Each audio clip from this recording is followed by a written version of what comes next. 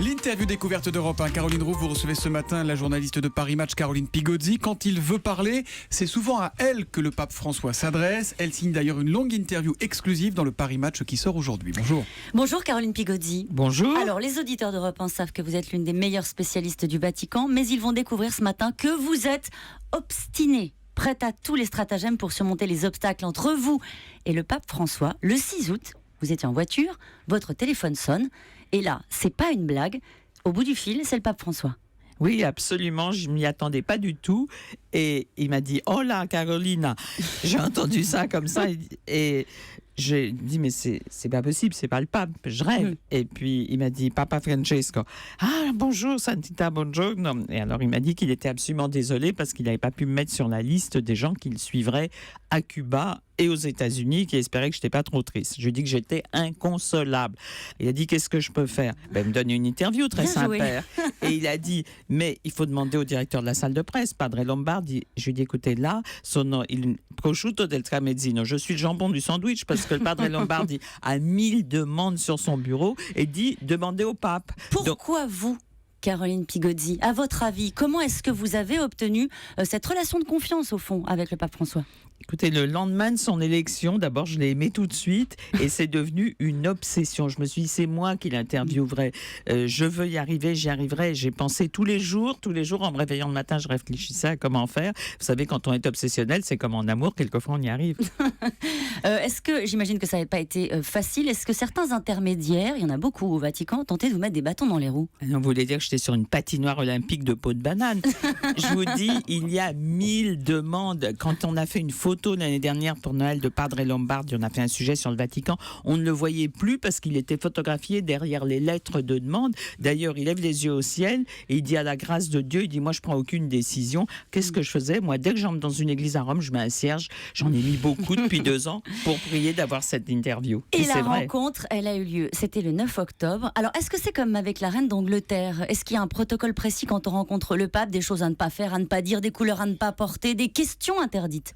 Alors, question interdite, il était juste question. On m'avait envoyé un mail, on m'avait dit que je ne pourrais pas poser de questions sur le synode parce qu'il n'était pas terminé. Et moi, par politesse, j'ai pas posé de questions juste sur l'homosexualité parce qu'il en avait beaucoup parlé. C'est pas autrement, il n'y a pas de sujet tabou, mais c'était ça la raison. Alors, la tenue, évidemment, il faut être en noir. Il faut pas se mettre en jaune et blanc, les couleurs du Vatican. Il faut avoir des collants noirs. Il faut un peu avoir l'air d'une bonne sœur, mais moi, je porte toujours un collier de perles parce que, comme ça, on me prend pas pour une bonne sœur. Je me maquille. En plus, j'avais lu dans un livre que la grand-mère du pape portait toujours un collier de perles. Donc, je me suis dit, il faut qu'il se trouve dans son paysage. Alors, Caroline Pigozzi, la rencontre a lieu dans la résidence Santa Marta, c'est situé au cœur du Vatican. Ça ressemble à quoi? Comment est-ce que vous vous sentez quand vous rentrez dans cette forteresse? C'est un grand hôtel sans style. C'est complètement à l'intérieur du Vatican. Il y a quelques marbres. Évidemment, il y a des portraits, des allégories, des portraits religieux. Il y a des tableaux de pape, des photos de pape. On entre, c'est un endroit, c'est ni intimidant, c'est pas étouffant, c'est complètement fonctionnel. Et lui, il vous ouvre la porte, vous tombez face au pape François. Est-ce que vous avez appris quelque chose de lui que vous ne saviez pas en le rencontrant? D'abord, la chose que j'ai observée, c'est que j'avais déjà vu à Santa Marta, je ne l'avais pas interviewé, mais j'ai déjà rencontré le personnel, le voit tous les jours, mais il est fasciné. C'est absolument, la vie s'arrête de tourner quand il passe, ils sont émerveillés à chaque fois. Et il nous a reçus avec beaucoup de douceur, avec beaucoup de gentillesse, en riant.